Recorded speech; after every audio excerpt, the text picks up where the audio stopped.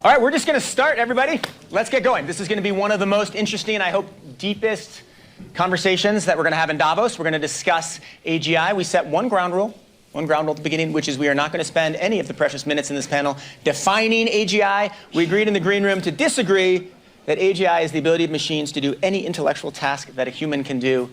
Half of them agree with them, half of them don't. But I think everybody has a good sense of AGI, and I don't want to bog it down. Let me introduce our amazing panelists, and then let's get cracking. Jonathan Ross, founder, CEO of Grok.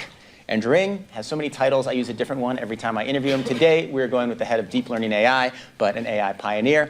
Yoshua Bengio, one of the founders of this field, winner of the greatest prizes, professor at the University of Montreal. Yejing Choi, she's now a professor at my favorite university, Stanford University. And Thomas Wolfe, the co-founder of Hugging Face. Okay, let's get going. First, I want to talk, I'm just going to give you a little sense of the structure. We're going to talk a little bit about machine intelligence versus human intelligence.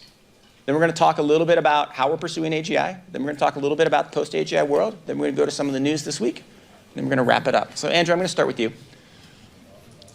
Is there a limit? We've seen AGI improve. Sorry, we've seen AI improve. Is there a limit? Is there a point at which it will stop improving? Some people say, well, it won't become as intelligent. It's been trained on human data. It can't become more intelligent than human. Is there a fundamental limit to how smart this can get at solving problems? I hope that we will reach AGI and ASI superintelligence someday, maybe within our lifetimes, maybe within the next few decades or hundreds of years. We'll see how long it takes. Even AI has to obey the laws of physics, so I think physics will place limitations, but I think the ceiling for how intelligent systems can get, and therefore what we can direct them to do for us, will be extremely high. Well, Yoshua, you seem we have disagreement number one. Yoshua. Yeah, we'll keep disagreeing. That's okay.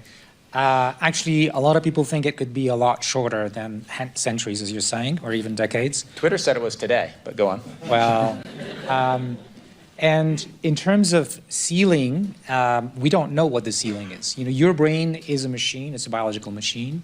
And clearly, if we look at individual tasks, humans are far from, the best. And we already have machines that are better than us in specific tasks. The other thing is, even if we only have machines that have the same general kind of cognitive abilities, the thing is machines are not, working on soft biology, wetware, but on digital machines. What that means, for example, that they can learn from a lot more data. That is why ChatGPT, in spite of being like cognitively inferior to us, knows 200 languages and more knowledge than any single human.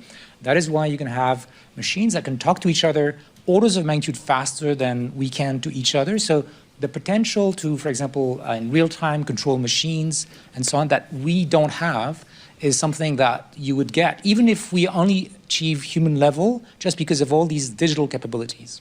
So, Yejing, let me ask you about this. So, there are lots of things that machines can do that we can't do because they're all interconnected and they can learn 200 languages. And there are things that we can do that machines at least can't do yet. Have embodied experiences, taste the wine when you drink it. A machine can describe it. Explain the differences in the way the human brain works and the way a machine learns. Yeah, there's something really inhumane about how machines learn today. Imagine raising your child by providing broadband, and baby has to read the New York Times from day one. The baby cannot ask any single question. There's no saying about in what order the baby will read any of the text. It has to read everything sequentially. Then it gets sued. Yeah, I hope nobody experiment with that, but you see that there's like no agency in the way that it learns. I mean, the baby learns, the way that machines learn. And as a result, this leads to particular kind of intelligence that is quite different from human intelligence. So it's really good at some of the hardest things, like passing the bar exams or Olympic math, problem solving. Like it's really hard problems that it's really, really good at. And then it makes silly mistakes here and there in a way that, would surprise us.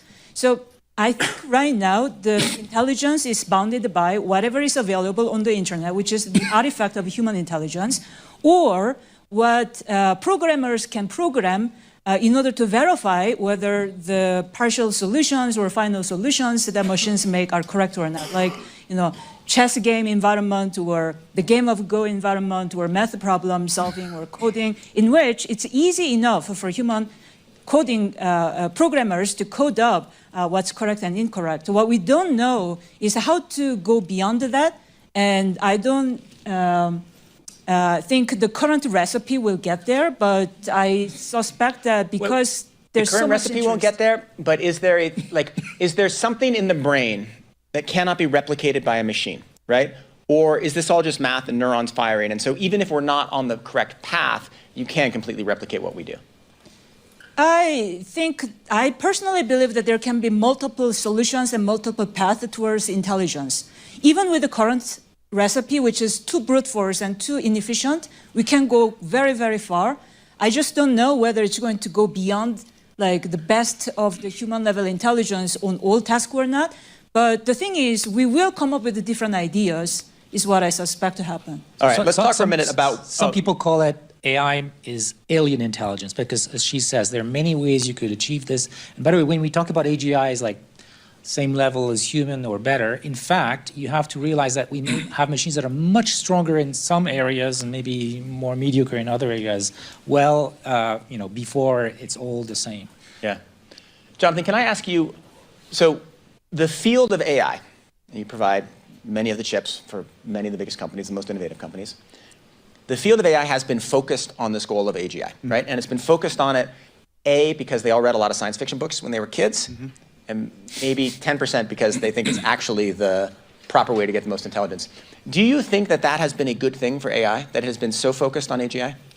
Yes, but most of the progress actually happens when you try and solve a specific problem. And going back to how difficult it is to define, back when human beings first created calculators, people thought, oh, intelligence is around the corner from machines, because up until then, we couldn't actually solve basic math problems with a computer or a mechanical calculator. And then when we beat chess with a computer, we thought intelligence was around the corner. Then when we beat Go, we thought it was around the corner. Same with language. And language is so fundamental to how we express ourselves and interact, it's really hard to disentangle. There are actually some pretty hard steps left. And so we keep having to move the goalpost, right? At one point, it would have been if you could beat a human in chess, that was intelligence. And then it became if you could pass the Turing test. Now people are talking about, well, can you go make $1 million, right, as an example of the test.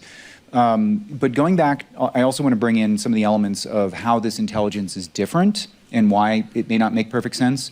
So going back to what Eugene said, imagine if you were teaching a kid how to do math by asking it first, what's 1 + 1? Audience participation, please. 2. Okay, 2. And what is 2 × 3?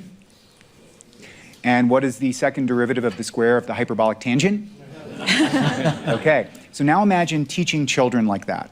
And yet we somehow are able to do this. So in a very real sense, the machines that we are providing to AI are more capable of brute force computation, allowing them to learn in a way that no human being would be able to. We have to do it more intelligently. We have to pick problems that are within our sphere of competence.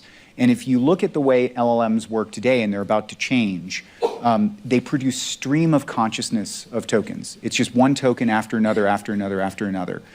Imagine if I asked you to write a report, a story, a computer program, and I told you you couldn't use the backspace or delete key. Could you do anywhere as well as an AI?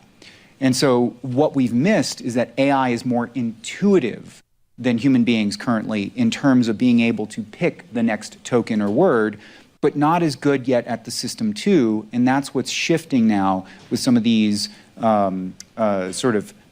test time compute.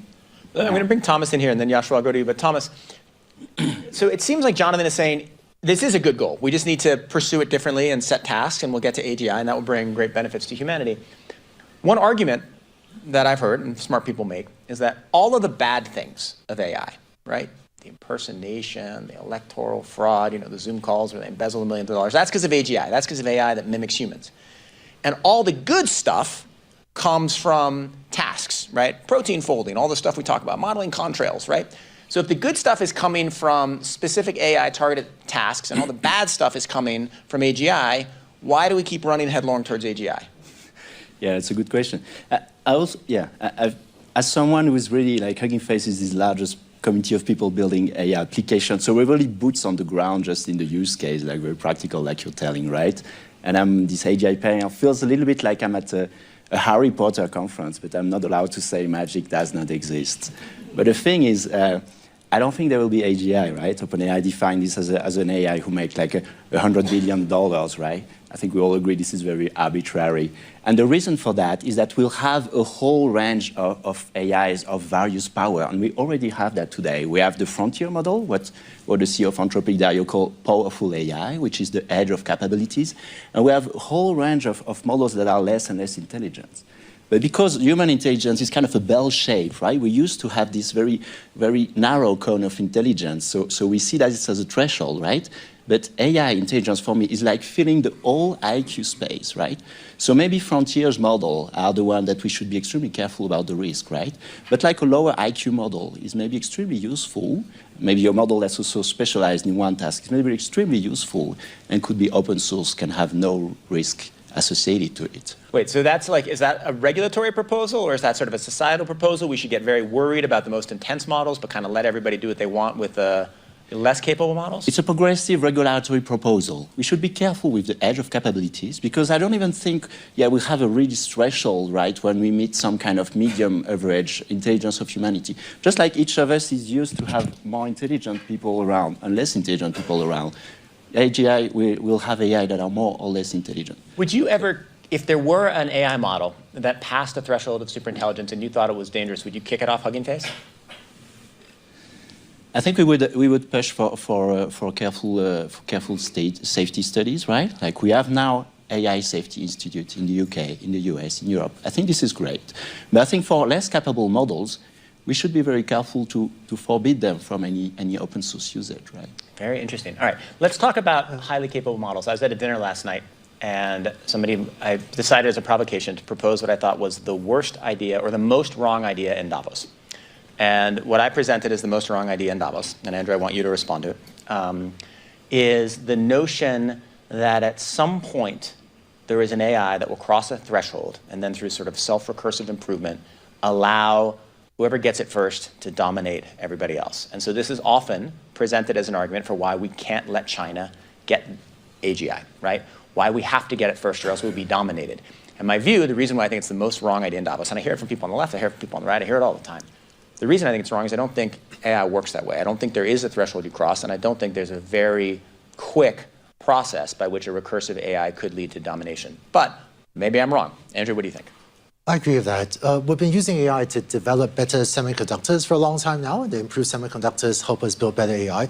So there is already a recursive loop that's been going on for, I want to say probably years or decades. But that recursive loop is slow because even AI has to obey the laws of physics. Even AI can't build a manufacturing plant. Even super intelligent AI can't exceed the speed of light, cannot build large plants faster than the laws of physics allow us to. And I think China has been an interesting bugbear for the teams wanting to take away our rights to open source. I think you mentioned DeepSeek. Right now, many of the leading open source, open waste models are now out of China. Maybe that's fine. But I feel like if the Western world doesn't want the open source supply chain to be dominated only by China, then I think the Western world has to keep on stepping up our game to also make sure that the global world uses Western models in addition to Chinese models. Joshua, do you agree with that? Or do you multiple parts to that answer, but first, do you agree with the concept that there is not some threshold at which there is a self-recursive model that could lead to one country dominating other countries? I don't think it's possible to know for sure one way or the other.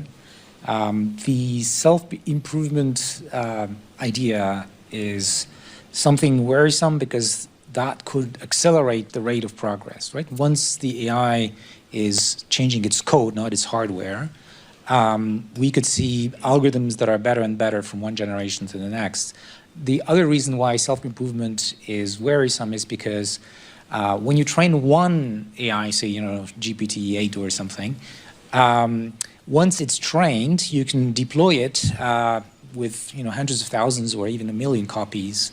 And so if you had an AI that was at the same level of competence as the best AI researchers, suddenly you would add that workforce of 1 million top-level AI researchers to the pool. And so that would create an instantaneous acceleration. I want to, you go ahead. No, I want to share, I feel like there are actually two philosophies on AI being represented here, and maybe I just call what they are.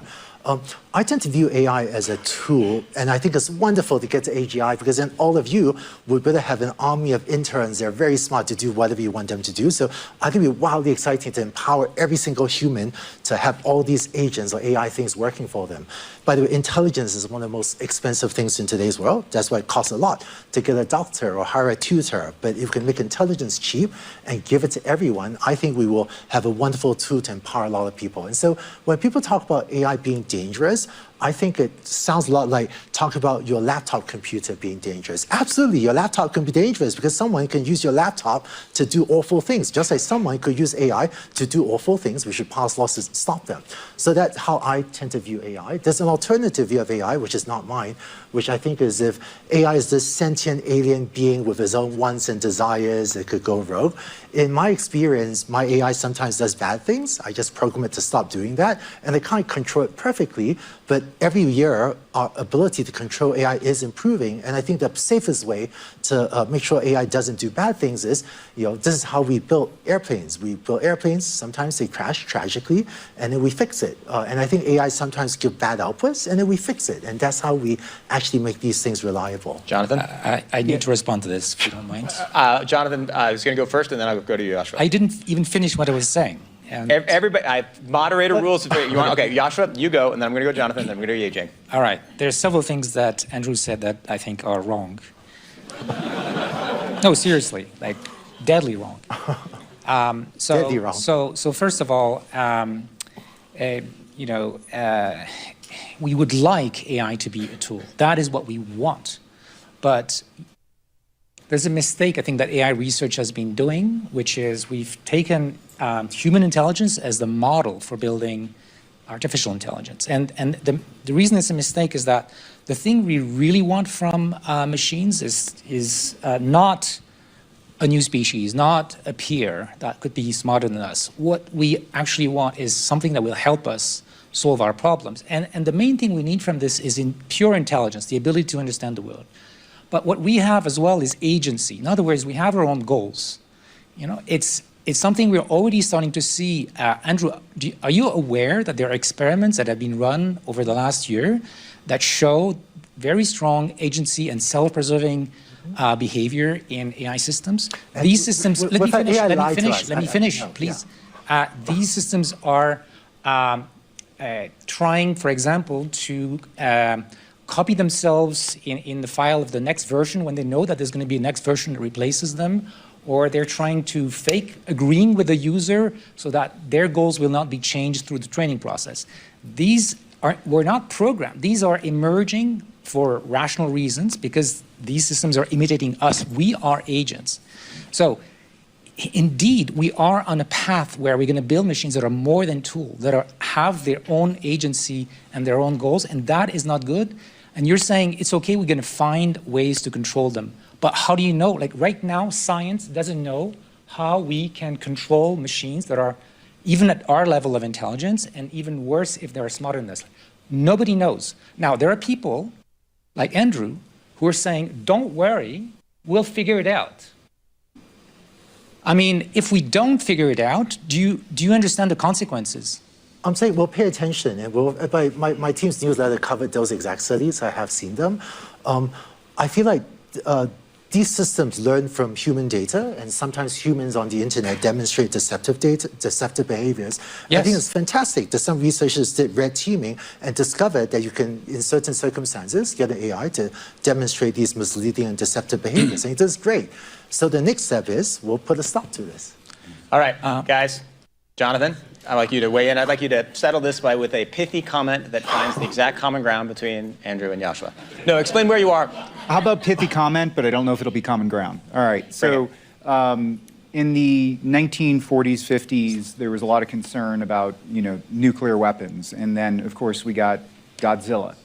And there are some real concerns about nuclear weapons. They are dangerous. It's also led to some of the greatest peace, in mankind ever because of people's fear of using them. But I'll leave you with this. With respect to Godzilla, where did Godzilla get all the fish? right? That is an organism that is massive. There is no way that that thing could exist. And you have to look at the physics. AI, intelligence, requires energy. And each token that comes out of one of these systems is 1 to 3 joules. So if intelligence started going out of control, you would notice. It would use a lot of energy. Yejing? Yeah, so let me first make a confession, and then I'm going to find the common ground between Yoshua and Andrew. My confession is that the more I learn about Gen AI, LLMs, the less I feel like I know it.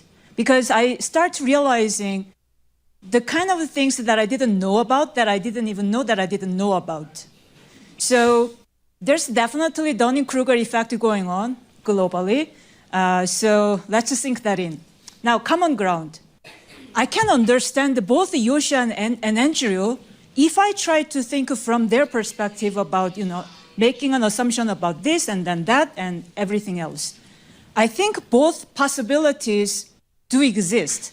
But the important aspect of this is that we don't know for sure which is true. Exactly. And we have to be prepared for this. Now, I have 2 proposals to address this situation. One is that because we don't know, we need more investment on scientific understanding about Gen AI. The fact that we know how to create that doesn't mean that we actually understand it. The fact that you can give life to humans doesn't mean that we actually understand how the body actually works or mental health works. We still have a lot to find out. Similarly, the fact that we know how to create Gen AI doesn't mean that we know how to control it or we know how things work. We do not know the limits of it. Now, about more constructively what to do about the potential danger about it, I think about it a lot, and I realize that there's no way. I mean, I wish that things progress slowly, personally, even though I'm very much in the middle of it and excited about it. But I wish it goes slow, but it's not going to go slow. It's only going to go faster. In that case, what can we possibly do? I think we need to invest more into the efforts of making human lives better using AI, as opposed to just making AI better for itself. And what I mean by that is try to address really hard questions that humanity faces. Like, it could even include how do we deal with natural disasters, wildfires? Is there a way to somehow simulate it, somehow predict it, and then also find a way to slow things down, address the outcome better? And then about AI, can we actually put more effort in teaching human values and norms instead of just optimizing for benchmarks and let it solve math problems better? Wait. Just how do you do that? How do you put human values and norms into the AI? Working on it. 30 seconds on how you're doing it. I could appreciate more research fund, but... Don't ask me. I work in media. So the challenge is that internet data kind of sucks. Because, we know what's right from wrong. The people in this room do know, but, people do say things that's awful in the internet, and then people do things to each other in the real world, which is then reported in the news. So, if AI learns directly from that, it's going to be very bad. Now, how do we teach human children, your children, norms and values? You really teach them, what the norms and values that they should respect. And then as they grow up, they think more about it, and hopefully a lot of them try to be a good person. And I think we need to have some concerted effort to be able to do this for AI as well. I don't think Measure will just arise because it's really good at math problems. Jonathan, do you think you can put values into an AI system? Do you think you can actually train it to have pluralistic, empathetic values? Well, one of the problems is when you have an AI, that AI is used pretty universally across a large number of people. And a large number of people are going to disagree on what those values should be.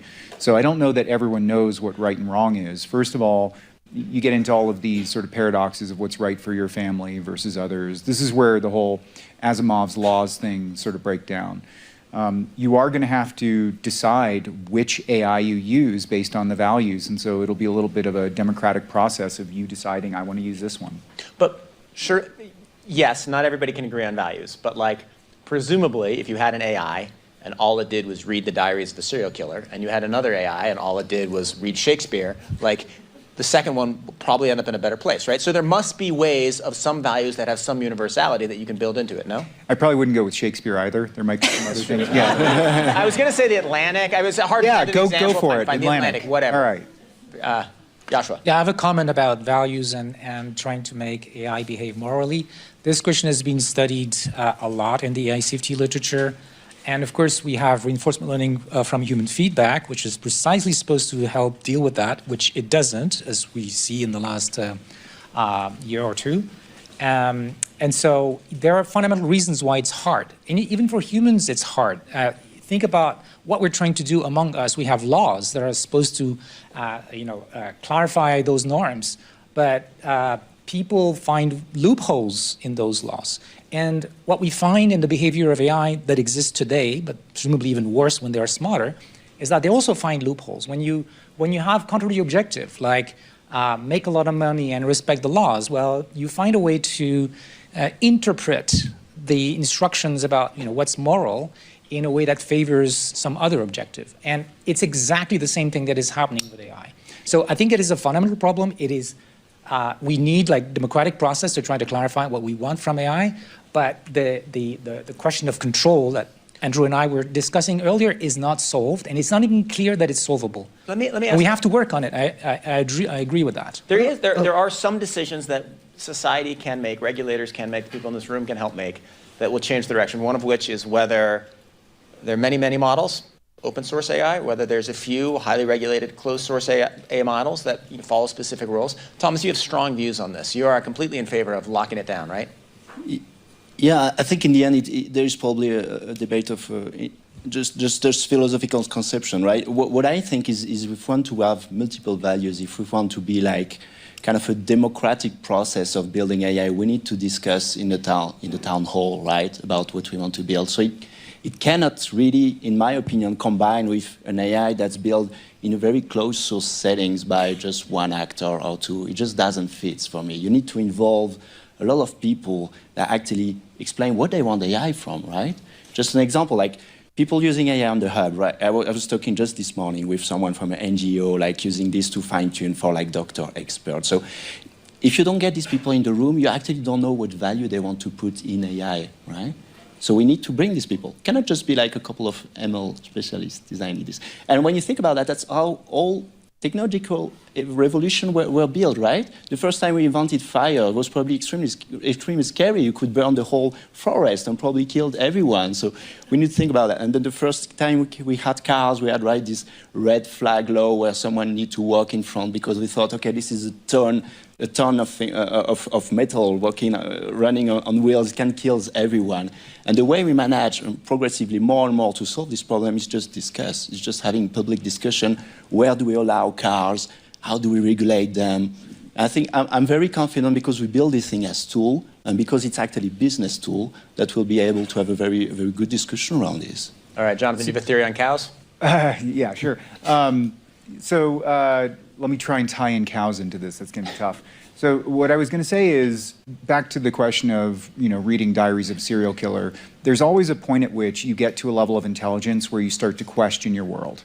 And then you can make some of your own decisions. So what we should be looking at is what happens with society as people get more capable, more intelligent. And one of the things that you'll notice is a trend over and over and over again.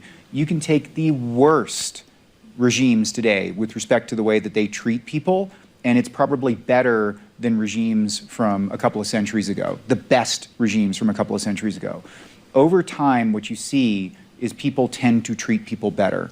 So why does that happen? Why is that an emergent property that seems to defy people's abilities to sort of, and I think what it is as you get stronger, it becomes easier to be good, right? Think about people who commit crimes. Often they do so because they're in a position where they're weak. They actually don't have the economic resources. They don't have anything to protect.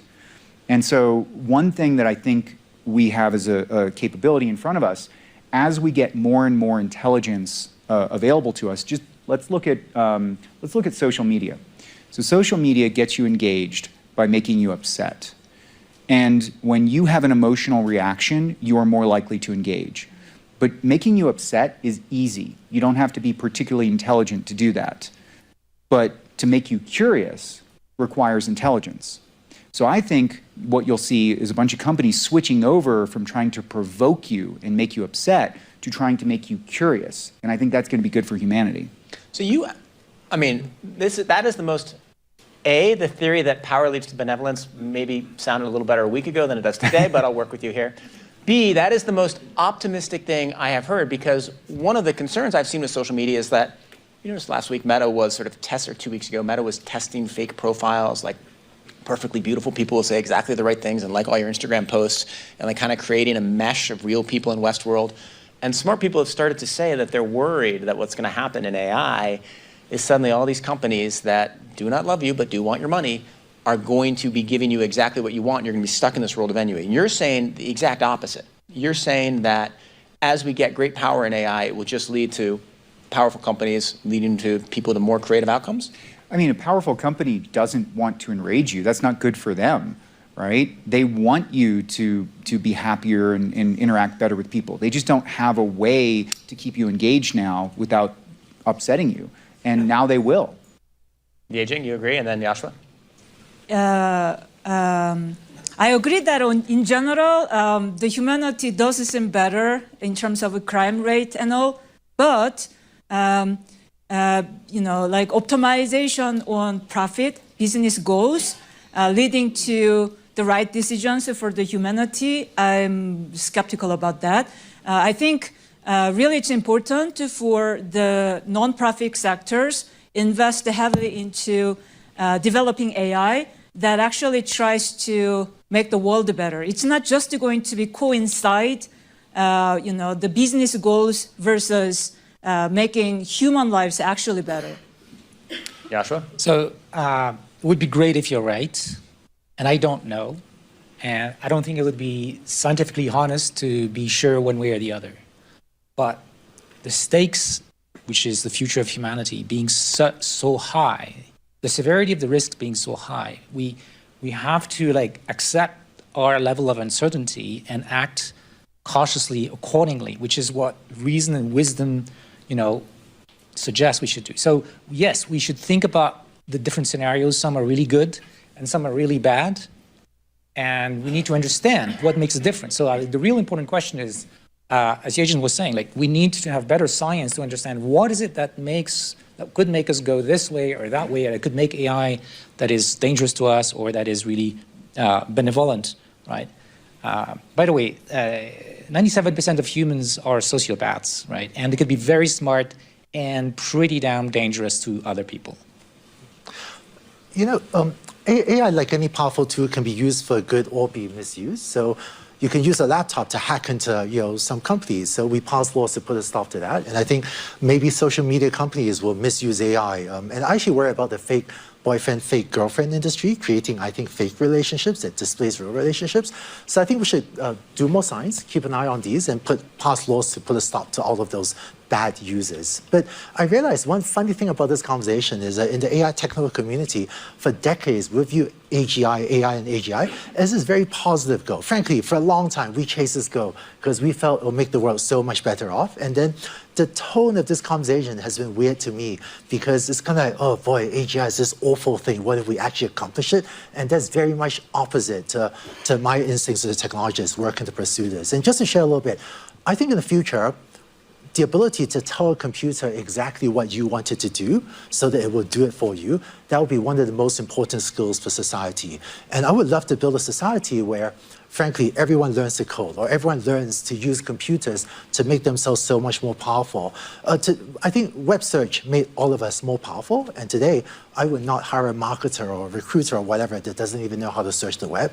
I think in the future, we'll build a much more powerful world where people have access to these tools, and I won't hire a marketer or a recruiter or whatever that doesn't know how to, frankly, to program or how to somehow use AI as their tool because they just won't be as effective. So that, I think, will be a much brighter future we can build where every human is much more empowered because they have access to powerful AI. Thomas, can I ask you a little bit about what is it going to feel like when computers can do all these things that are better than us? So maybe I can ask others on stage, has there been a moment where there's something that you did that you were really good at, and then suddenly the machine was better? Your Gary Kasparov moment, your Lee Sedol moment? Yeah, what is surprising is it's probably happened to a lot of us recently when we tried ChatGPT, and I guess almost everyone has tried here. And it's very likely that it has done something you're not able to do or like better. So for me, right, not being a native English speaker was writing good quality English, okay, asking to improve. I've been working on these skills for years, and like what ChatGPT sent back to me was much better than what I will ever be able to write, right? And so it was this moment I thought, oh. And the surprise is it went away very quickly. Next week, next month, I was like, oh, that's just part of my life. And so I was questioning, and I think the underlying thing is we're actually used to have in the world always at least one person who can do a specific skill better than us, right? Someone can play better chess than me, so someone can speak better English than me, someone can play better this or this. So it's not so surprising. You just add AI, and now AI can also do that better than you. And you just move on. Like we're not. The reason I'm not speaking English because I want to be the best in the world at speaking English, right? It's just I need to do that, or I find it fun to learn language. I also learn Dutch. I speak Dutch. So all of this is just thing the fundamental drive for what we do is usually not to be the best. So having something that does it better than us doesn't change fundamentally the reason we do that. Yaffa? Yeah, I want to go back to what Andrew said, because I agree. I want to see the same future. I want to see the same future. Let's as stick you on do. that. Yes. However, the scenario you're putting forward assumes that we have solved the problem of control, alignment, making sure the AI is not going to turn against us, or is not going to be used in ways that are catastrophic. You know, we using it, it's not a laptop. I'm sorry. Like, if you had a superhuman machine, it is not a laptop. But what I want to say is that if we put our energies into figuring out this problem, understanding, you know, where the risks come from, how to fix them, and if we do it fast enough before we get to the point where these machines are at our level, well, they're already above us in many ways. I think we have a chance to reach that. I want to also like connect to what Thomas was saying about a moment where, you know, you realize, oh, machine is smarter than I expected. So for me, it happened just a couple of months after ChatGPT came out, and I was playing with it. And I was exactly like you. Like, for me, AI was a positive thing. It was something that, you know, for all my career, it had been something pushing me, not just about understanding what intelligence is, but also that we could bring something positive to the world. But when ChatGPT came around, I realized, oh, maybe I should think about what happens when we reach human level. I knew we weren't there, but suddenly I had to think deeply about the consequences, the impact of getting there. What if it happens in a few years or even a couple of decades? This is quick at the scale at which society can progress, and we don't have the scientific answers that we need. So suddenly it became urgent for me to try to figure this out, and that's what I'm trying to do now. Let me ask you guys a question about something that happened in the news this week. It's been the talk of a lot of folks in AI, which is that DeepSeek, open source Chinese model trained on very little data, produced results that seem to equal the best of OpenAI and Claude. And it's interesting, the Chinese model is open, the American models are closed. It's trained on much less data, which means pretty good for energy consumption, but it also potentially shifts the power dynamics between the United States and China. Jonathan, tell me what you think. How consequential is this, and how much is it going to change the way AI develops? So first of all, it's incredibly consequential, and I'll get into that. I do need to correct one thing. It was actually trained on just as much data as Llama, so about 15 trillion tokens, 14 trillion, somewhere in that neighborhood. What happened was DeepSeek used a smaller number of GPUs, about 2,000 for a little longer than normal, but it's actually not as different a number of GPUs as what was used to train Llama 70 billion originally. However, also keep in mind that DeepSeek, they're pretty good at marketing. They are, and I want to say that first before I get into the consequence of it. They're pretty good at marketing and making it seem like they've done something amazing, and they've done a lot of technically amazing stuff. But they were also one of OpenAI's largest customers, scraping the data. And I want to point out that when others were training their models and they had 14 or 15 trillion tokens, they were training on 14, 15 trillion tokens, which was largely the dregs of the internet, right? So they had a harder time, right? So you start from better data, you get a better model. Now, why is this so consequential? I'm actually in agreement with Joshua that it would be great to slow down. It's not possible because we're in a race. And so we have to accept that we are riding a bull, and we can't just say stop. The bull's going to keep moving. Now, the good news is AI is going to bring us a lot of great things, but we cannot do closed models anymore and be competitive. Open always wins. Linux won, and Linux won in a time when people didn't believe in open source. They thought it was insecure. They thought it was going to be bug-riddled. They thought it was going to eat your data, and it still won. Now everyone accepts open. So open models will win. Where I think everyone's getting confused, though, is when you have a model, you can amortize the cost of developing that, and then you can distribute it. That's easy. The models are not going to be particularly special for long. The problem is you need compute to run that model. If you have the world's best car or best weapon vehicle system or whatever, you still need oil to run it. And in this case, you're going to need compute. And so without that compute, it doesn't matter how good the model is. And what countries are going to be tussling over is how much compute they have access to. Wait, 5 minutes ago you made me so happy with your theory that as these, capitalism will lead to benevolence. Now, earlier in this panel, we've been discussing how do we embed pluralistic values? How do we make sure the worst outcomes don't happen? How do we do it all right? And all of that requires kind of slowing down, taking our time, thinking through the consequences. And you just said we can't do that now? Well, and let's also be clear. Today, we still wage conflicts left, right, and center, probably more conflicts, but we use fewer bombs and we use more sanctions. And I would much rather countries be fighting each other with sanctions than with bombs. It's better. And I think in 200 years from now, we'll be fighting each other in different ways, and we'll look at sanctions as barbaric. That's progress, right? Okay. Joshua, you spent a lot of time in China. Yes. A lot of time well, building. not a lot, but I went a couple of times over the last 2 years. More than most American AI scientists or most Western AI scientists. Yes, because I think it is important to have a dialogue with China.